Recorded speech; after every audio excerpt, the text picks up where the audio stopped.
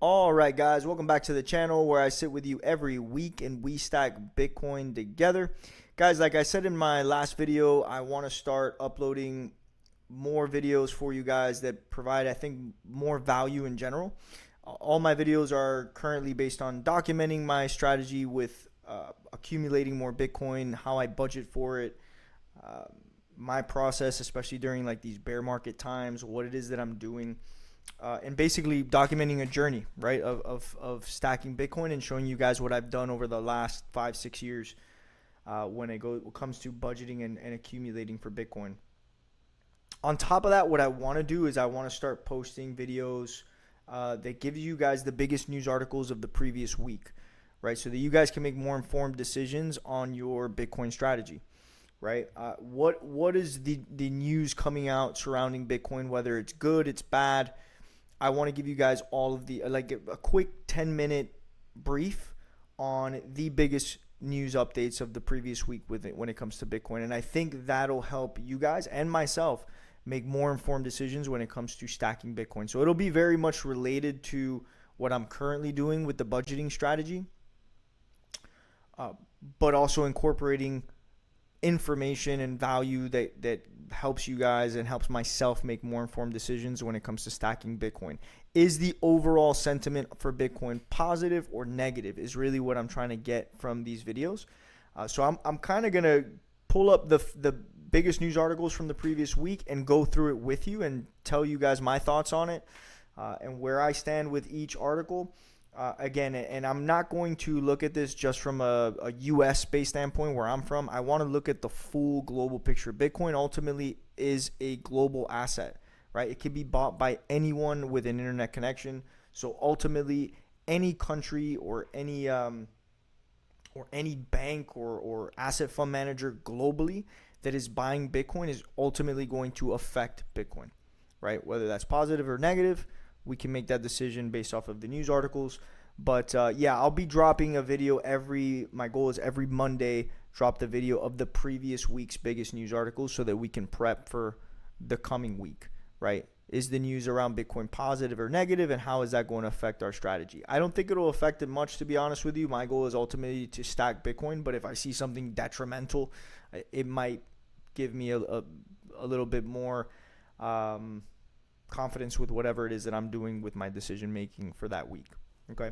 And again, guys, I might the news articles for that week might all be bad, and maybe for you that you receive that information and you're like, well, you know what, I don't feel comfortable investing in Bitcoin right now with all the information that I'm getting, or the biggest news articles that are coming out seem to be really negative, and so maybe I want to hold off, and that's fine. Or vice versa, maybe all the news is so positive and maybe the day-to-day feels negative, but when you look at the long-term macro with everything happening globally, you see that it's actually a lot of positive news is surrounding Bitcoin, and maybe it makes you more aggressive and more confident in your Bitcoin stacking strategy. That's totally up to you, but the goal is that I give you guys this information, we go through it together, and then I kind of give you my feedback on what I'm reading here. Okay, so I've pulled up some of the biggest articles from last week. I'll give you guys my thoughts on it, and we'll go from there. Again, guys, I'm planning on posting these every single Monday, kind of give you I don't know, I haven't named it yet, maybe a weekly brief or past week, whatever. I'll figure it out, but let's get into it. Starting with this article here with Bhutan. So Bhutan is actively selling off their Bitcoin. They originally had 13,000 Bitcoins in their wallet. They've dropped that down to like 3,800, 3,700. I think you can see it here. 3,774 Bitcoin. Why they're selling off their Bitcoin, I haven't been able to find anything that says why.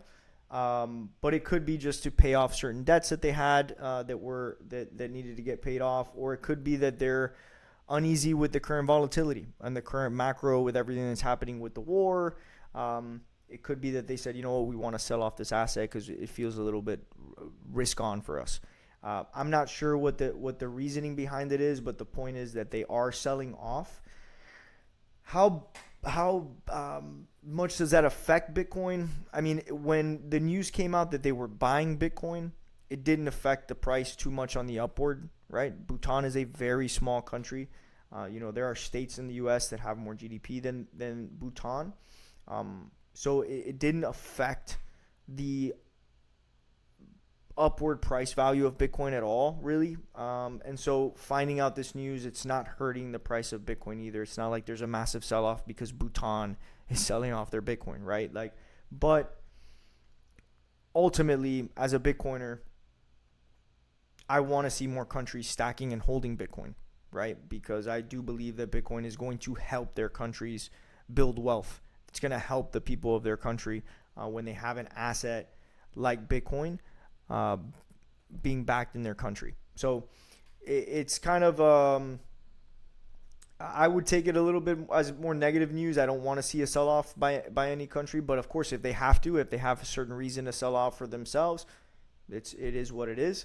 How they were stacking Bitcoin, they were, from what I understand, they were using hydropower. So I believe they have dams and running rivers, and then they were using the energy from those rivers to actually mine Bitcoin. So it's a really interesting story. If you guys want to get more into that, leave a comment below. Maybe we can jump more into how they were doing it. But ultimately, at the end of the day, they have been selling off their Bitcoin. Not sure why, but we hope, or at least I hope, that their selling stops and they start to accumulate again for themselves, right? So that's one of the bigger stories of this week, is their sell-off. And again, that those outflows do somewhat potentially affect Bitcoin, but not to an extent where we'd see this massive sell-off in Bitcoin's price. Okay. Second news article that I think is huge is Michael Saylor's Strategy. So Strategy is a company that basically just accumulates a ton of Bitcoin, and then they sell Bitcoin-based products like STRC, like MSTR, which is their Bitcoin ETF.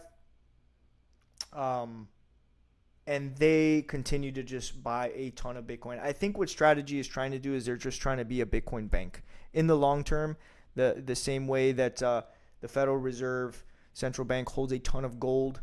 MSTR is trying to be that for Bitcoin. They want to hold a ton of Bitcoin and then leverage that Bitcoin, I believe, in the future for certain products. Well, they're already doing that with some of their publicly traded products, right?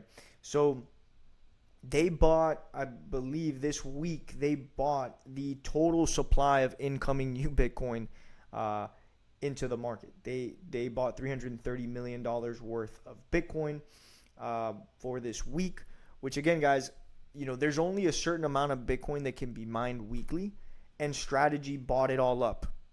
And so if only one company is buying up all of the new incoming supply of the week, what does that mean when all these other companies need to buy Bitcoin, and all these other people need to buy Bitcoin, and all these other countries want to buy Bitcoin? It makes the supply extremely limited.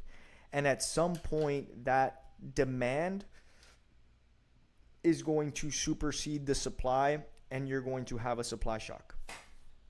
It's inevitable, in my opinion, in the long term, because of what Strategy is doing. Strategy alone might cause that supply shock because how aggressively they are buying Bitcoin. Okay, so for one company to go ahead and buy the whole supply, it's a pretty big deal. For the supply for the week, it's a pretty huge deal. And why there's only so much Bitcoin that can be supplied every week, I can make a video dedicated to that, but it has to do with Bitcoin's protocol and how it works internally, right? There is what's known as a difficulty adjustment, and we can get into that. Maybe I'll do a video this week on how that works and why only so much Bitcoin can be introduced into the market. But really what it comes down to is only every 10 minutes is new Bitcoin supplied into the market, and how much is supplied into the market is based off of how much can be mined. Okay, so that is huge news when it comes to the supply of Bitcoin. If you have a company buying up the entire supply of 1 week in one fatal swoop, how that affects the entirety of the market could be huge in the long term, right? So pretty big news there with Michael Strategy and Saylor. The next article is this one here, where Morgan Stanley has also gotten into the Bitcoin ETF game, guys. That is massive. All right, so Morgan Stanley quietly launched their Bitcoin ETF this week. It is a spot ETF, meaning that they need to have, in order to provide this product to the market, they also need to buy Bitcoin. They need to have a certain amount of Bitcoin to provide shares of Bitcoin's ETF. So as the inflows of ETF buys for Bitcoin, spot Bitcoin ETFs go up, they also need to accumulate more Bitcoin, right? That is huge news as well. And really all of the ETFs this week had a surge in buying or in inflows. So you could see here that which BlackRock share had 269.3 million, its strongest single day performance in 5 weeks. Okay, Fidelity also had a nice week of inflows for Bitcoin ETF buys. And now Morgan Stanley has gotten into the Bitcoin ETF game, which is huge. It's just another company that's saying, I will offer Bitcoin ETFs. You can buy Bitcoin through my company or through our sites. And that on the back end forces Morgan Stanley to go out and buy Bitcoin. So my recommendation, guys, is never, if you have the option, buy Bitcoin from a Bitcoin exchange, have actual Bitcoin in self-custody, not to buy through ETFs, because ultimately you don't own the Bitcoin if you don't have the private keys to the Bitcoin. So basically when you're buying through companies like Fidelity, Morgan Stanley, you're buying shares of the Bitcoin that they own, right? You don't actually own that Bitcoin yourself. You're just exposed to their Bitcoin. All right, and I know a lot of people prefer to buy through Fidelities and Morgan Stanleys because they don't want to have private wallets. They don't want to deal with private keys. These are trustworthy brands and trustworthy names at this point, right? BlackRock, Fidelity, they've been around for years. They manage billions of dollars in assets. So at this point, it's like, oh, I'll just buy through these trusted sites that I've been using for years. You can do that. There's no problem with that, but well, actually, me personally, I do think there's a problem with that. I think you should be self-custodying your own Bitcoin because it just puts you in the driver's seat. But ultimately, if more of these Bitcoin ETFs keep coming out for these massive companies, it just means that these massive companies need to buy more Bitcoin. And again, with the limited supply of Bitcoin, 21 million only that will ever exist, and the limited incoming new supply that's being mined weekly, there's only so much supply in the market that can satisfy the demand. And at some point, that will cause a supply shock, whether you like it or not, especially when you've got a company like Strategy just buying up the whole supply in 1 week, saying, I'm going to buy everything today this week for what came out. That is crazy. At some point, it will come to a hedge, and there will be something will need to happen, right? In the short term, I get, this is something that I've also battled with mentally, is like, I don't understand how all these massive companies are getting into Bitcoin and Bitcoin's bouncing around 60 to 70,000. Like, I don't get it. And my opinion on that is it's short-term manipulation. There's companies that sell off. There was a company recently, I can't remember the name of it, that they basically caught that was selling or shorting Bitcoin or selling Bitcoin at 10 a.m. every morning. There was a massive market sell-off, and then they'd pick back up. They'd buy Bitcoin again at a cheaper price. And again, with the goal of manipulating the market, buying back Bitcoin cheaper, and then holding that on for the long term. So they're basically trying to scare the market participants into selling their Bitcoin, scooping up that Bitcoin, and then doing the same thing over and over again, with the idea for the long term of being able to stack as much Bitcoin as possible, because in the next 5-10 years, they know Bitcoin's going to be extremely valuable. There's no other reason to cause that kind of market manipulation unless you ultimately believe that in the long term, you're going to be able to stack more Bitcoin, and Bitcoin's going to be worth way more than what it is today. Okay. So again, guys, that's my opinion. That's how I see this going on. If you have another opinion, make sure to drop it in the comments below. But ultimately, the more these companies and products like spot Bitcoin ETFs get into the market, the more demand there's ultimately going to be. In the short term, you might not see that in the value of Bitcoin dollar wise, but in the long term, right? In the long term, that is where you'll see Bitcoin at some point. The supply demand situation is going to come to a hedge, and you're going to have massive growth in Bitcoin, in my opinion. Okay. Lastly, we have Iran demanding Bitcoin payments at Hormuz, which is absolutely friggin' insane, in my opinion. The fact that they're willing to take Bitcoin in exchange for allowing, or basically as a toll, to allow oil to come in and out of the Strait of Hormuz is just a way to bypass the American dollar, right? It's just a way to bypass the SWIFT system, which they believe to be, what happened here? Why did this? I hate Yahoo. I don't know why I'm using Yahoo. Sorry, guys. A way to bypass the system. And guys, this goes back to 2022. If you read about Russia at one point, the U.S. put serious sanctions on Russia and basically froze their assets and froze their bank accounts. And Russia had no way to move money.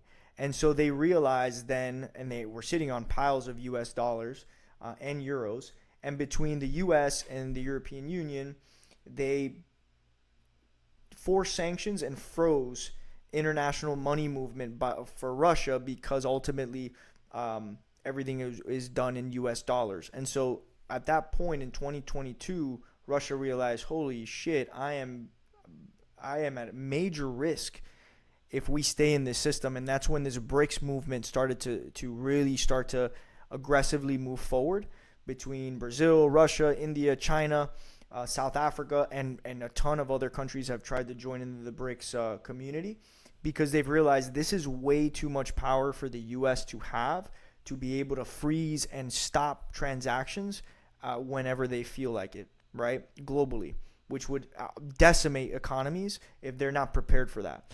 So it goes as far back as that when we're talking about a movement away from the US dollar and kind of undermining the control that the US has with the US dollar in international transactions. And Iran is proving that Bitcoin is a competitor in that market, and is saying, yeah, I can bypass any sanctions of any country, and I can move money freely with Bitcoin if I want to.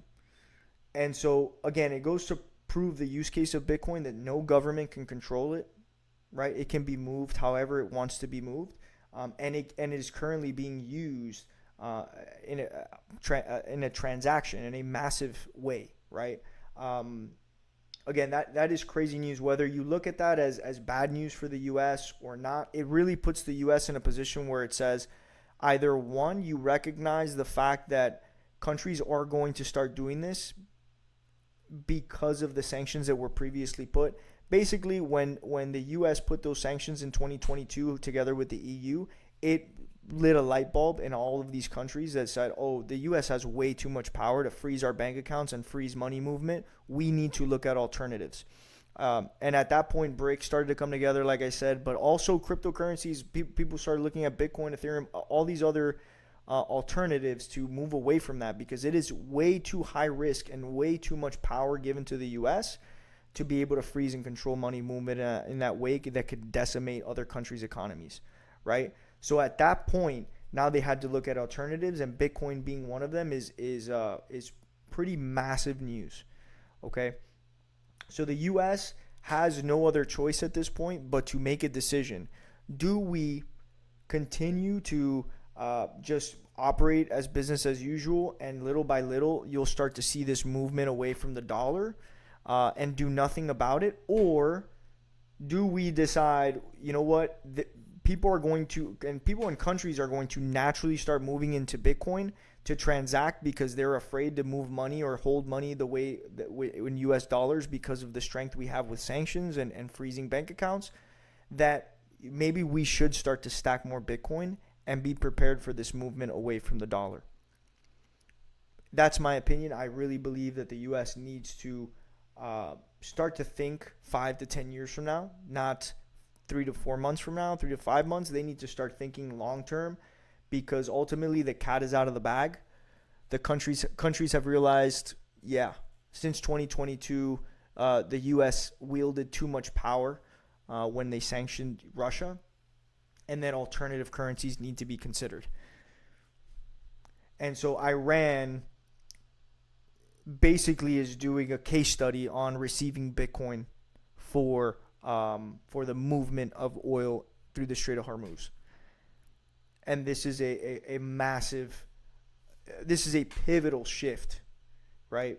Right now, although it may not seem like it, it is a pivotal shift away from the U.S. dollar.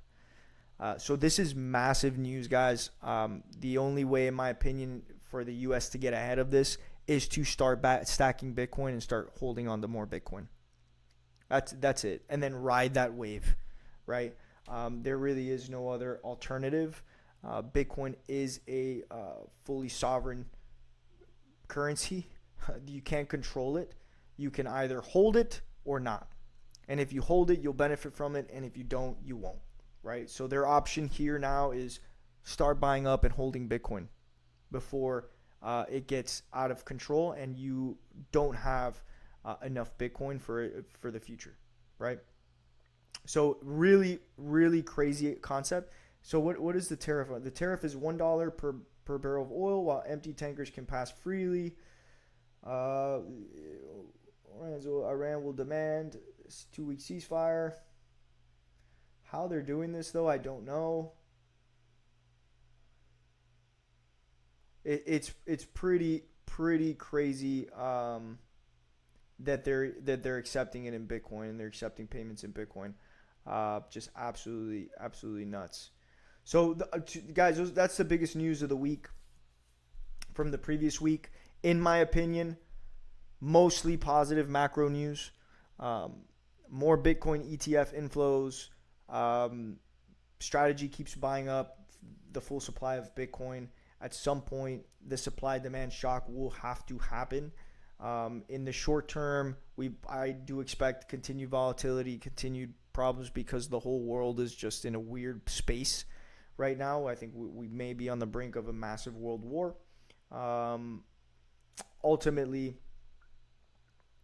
I see, though, for Bitcoin specifically, there is a lot of positive macro news.